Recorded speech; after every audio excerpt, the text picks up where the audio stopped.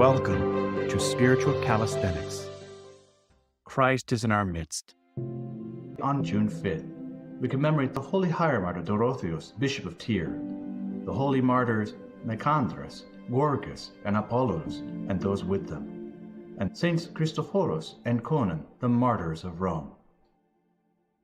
Regarding Saint Dorotheus, became Bishop of Tyre in Phoenicia about the end of the 3rd century.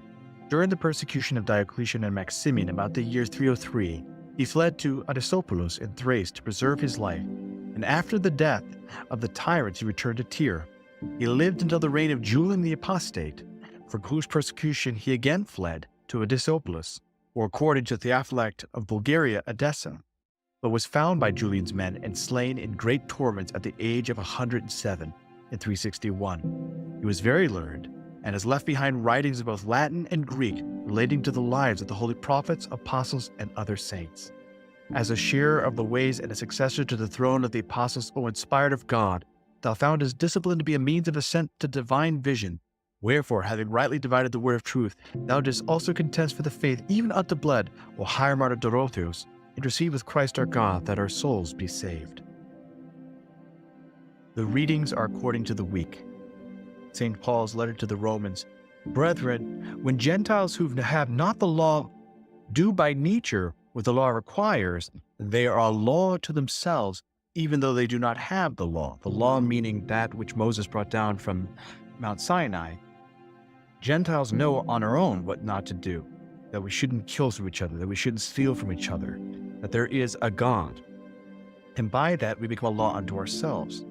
They show that what the law requires is written on their hearts, while their conscience also bears witness, and their conflicting thoughts accuse or perhaps excuse them on that day, when according to my gospel, God judges the secrets of men by Christ Jesus. In other words, the guilt that they felt of the wrongdoing will eventually say to them, no, I shouldn't be doing this, and therefore save them. But if you call yourself a Jew and rely upon the law and boast of your relation to God, and know his will and approve what is excellent, because you are instructed in the law.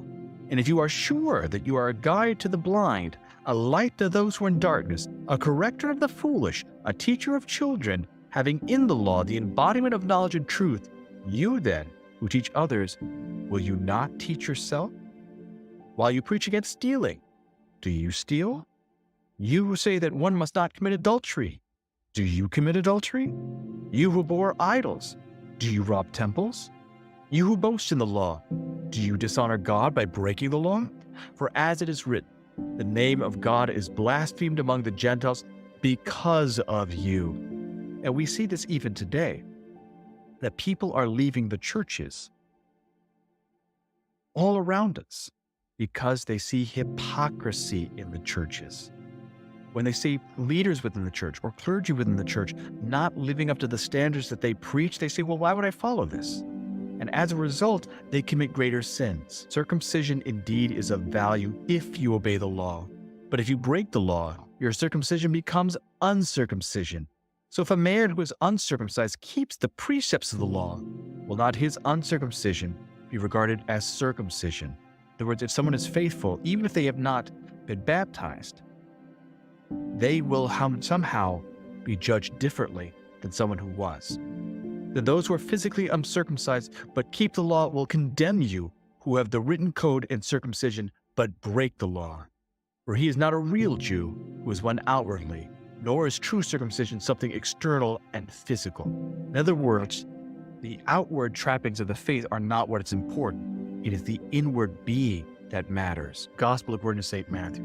The Lord said, you have heard it that it was said to the men of old, you shall not swear falsely, but shall perform to the Lord what you have sworn. But I say to you, do not swear at all, either by heaven, for it is the throne of God, or by earth, for it is his footstool, or by Jerusalem, for it is the city of the great king. And do not swear by your head, for you cannot make one hair white or black. Let what you say simply be yes or no. Anything more than this comes from evil.